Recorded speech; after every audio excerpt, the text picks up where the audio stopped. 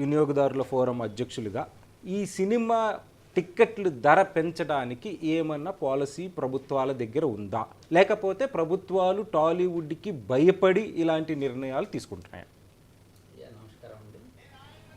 నేను సినీ ప్రేక్షక వినియోగదారుల సంఘం ప్రెసిడెంట్గా 2002లో ఇది స్టార్ట్ చేశాము. గతంలో 2 వీక్స్ పెంచుకునే జీవో ఉండే, అదొక బందిపోటు జీవో అని నేను దాంట్లో హైకోర్టులో పిల్లేసినందుకు దాన్ని కన్సిడర్ చేయమంటే నా రిప్రజెంటేటివ్ కన్సిడర్ చేసి అది వైఎస్ రాజశేఖర రెడ్డి గారి పీరియడ్లో తీసేయడం జరిగింది.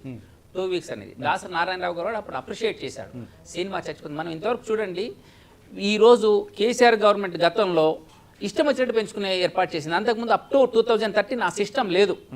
2013 వరకు కూడా ఒకటే రేట్ సిస్టమ్ ఉంటే 2 వీక్స్ పెంచుకునే సిస్టమ్ ఒకటి ఉండే, బందిపోటు జీవో 268 అని 2005లో వచ్చింది. దాన్ని నేను క్వశ్చన్ చేస్తే అది 2008లో రిపీల్ అయింది. దాని తర్వాత పెంచుకోవడం అనేది లేదు. ఈ హైకోర్టుకు వచ్చి హైకోర్టును కూడా ఏటీఎం సెంటర్లు, హార్న్బోల్ హైకోర్టుని ఏటీఎం సెంటర్ లాగా చేశారు. ఈ సినిమా వాళ్ళకు ఏమన్నా దాంట్లో ఒక ఎథిక్స్ లేదు, హైకోర్టు అంటే భయం లేదు, ఒక సంస్థ అంటే భయం లేదు. కాబట్టి వాళ్ళు వేసిన కేసు వేయకుండా 30 సార్లు వేశారు ఒక్కొక్కడు. నేను ఇదే సురేష్ బాబు గారిది జ్యోతి థియేటరు ఒక 30 సార్లు వేసి ఇదే ఫస్ట్ కేసు అంటాడు. ఇది అబద్ధం, పెద్ద అబద్ధం. డిక్లరేషన్ ఇవ్వాలి, ఏ కేసు వేసినా డిక్లరేషన్ ఇవ్వాలి.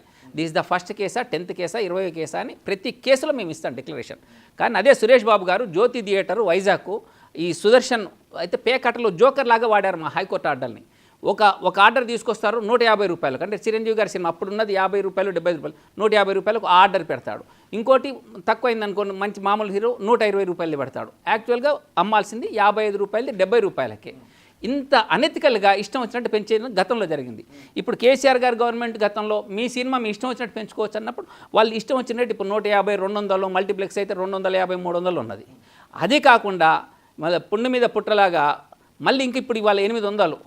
ఏంది ఇది 800 దేనికోసం పెంచుతున్నారు? ఒకేసారి 800 రూపాయలు టికెట్, 800 ప్లస్ టికెట్ ధర 800 అదనమే. ఇది ఖచ్చితంగా సినిమాని చంపేయడానికి చేస్తున్న పని కానీ వేరే కాదండి.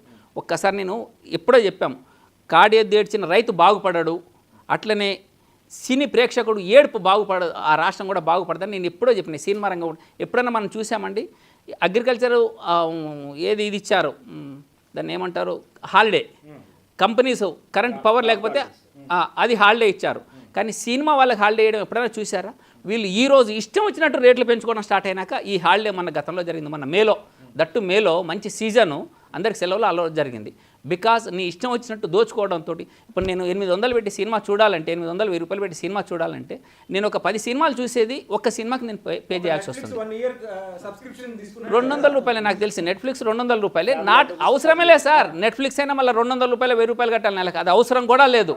ఇవాళ ఐబొమ్మ, మూవీ రూల్సా, మీరు ప్రైవసీని ఎంకరేజ్ చేసే దశగా ఇది ఈ డెసిషన్స్ ఉన్నాయి 100% సార్. ఇప్పుడు వీళ్ళు అన్నారు హెచ్డి క్లారిటీ అండి, ఐబొమ్మ, మూవీ రూల్జా, హెచ్డి క్వాలిటీ. మీకు దమ్ముందా దాన్ని ఆపేద్దాము? లేదు. మీరు మమ్మల్ని తోసేస్తున్నారు. మీరు ఇష్టం వచ్చినట్టు సినిమాలు చూడండి అని తోసేస్తున్నారు. దీంట్లో ఎంతమంది అండి సినిమాకి పోయేది? ఇప్పుడు ఒక 10-20% ఇప్పుడు ఏది ఫస్ట్ ఈ సినిమాలకు ఇప్పుడు వీళ్ళు పెంచిన రేట్లకు పోయింది. మిగతా అందరూ కూడా ఒక 2 అవర్స్లో, సినిమా రిలీజ్ అయిన 2 అవర్స్లో ఐబొమ్మ, మూవీ రూల్జా మీరు చూడండి, అది ఒకసారి ఇమీడియట్గా హెచ్డి క్లారిటీ వస్తుంది, డిటిఎస్ క్వాలిటీ, హెచ్డి క్వాలిటీ వస్తుంది. అట్లాంటి సమయంలో ఆ వెబ్సైట్ క్రాఫ్ట్ అవుతుంది, అంటే ట్రాఫిక్ లోడ్ ఎక్కువ ఉండి హ్యాంగ్ అయిన సందర్భాలు ఉన్నాయి. అంటే ఎంత డిమాండ్ ఉంది అనేది చూస్తున్నారు. దాన్ని అరికట్టే చేతకంతనం ఒక్కసారి అండి. గతంలో ఆ జియో 268 అని జియో ఉన్నప్పుడు వాళ్ళు ఏమంటారు, ఆ జియో తీసుకొచ్చిన విధానం ఇది 1955 సినిమాటోగ్రఫీ యాక్ట్ ఉన్నది సార్. 55 నుంచి దానికి రూల్స్ రెగ్యులేషన్స్ ఫామ్ అవుతున్నాయి. ఏ రేట్లు పెంచాలన్నా కూడా 7 సీనియర్ ఐఏఎస్ ఆఫీసర్లు ప్లస్ సినీ ప్రేక్షక వినోదాల సంఘంగా మా రిఫరెన్స్ ఉండేది. అప్ టు తెలంగాణ గవర్నమెంట్ వచ్చేదా కూడా వైఎస్ రాజశేఖర రెడ్డి గారు అట్లా విలువ ఇచ్చినారు.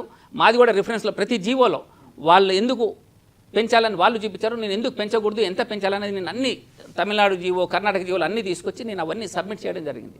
దాంతో ఒక నార్మల్గా ఉండేది. ఈ అబ్నార్మల్నెస్ ఇవాళ పెంచుతున్నారు అంటే ఎందుకు పెంచుతున్నారండి? జనరల్గా పెంచితే దేనికోసం పెంచుతారు? ఈ బెనిఫిట్ షోలు దేనికి వేసేయాలి? ఏదన్నా ఓల్డేజ్ హోమ్కి కానీ అట్లాంటిది, ఇంకా సిఎస్ఆర్ కార్పొరేట్ సొసైటీ రెస్పాన్సిబిలిటీ దానికి ఇవ్వడానికి వేయాలి, ఓ గోశాలకి ఇవ్వడానికి వేయాలి. కానీ వీళ్ళు చేస్తున్నది ఏంది? ప్రేక్షకుడు ఈ జీవో చూడండి, ఓన్లీ ప్రొడ్యూసర్ గారు అడిగారు కాబట్టి ఇస్తున్నాము. ప్రొడ్యూసర్ గారు ఎందుకు అడిగాడు?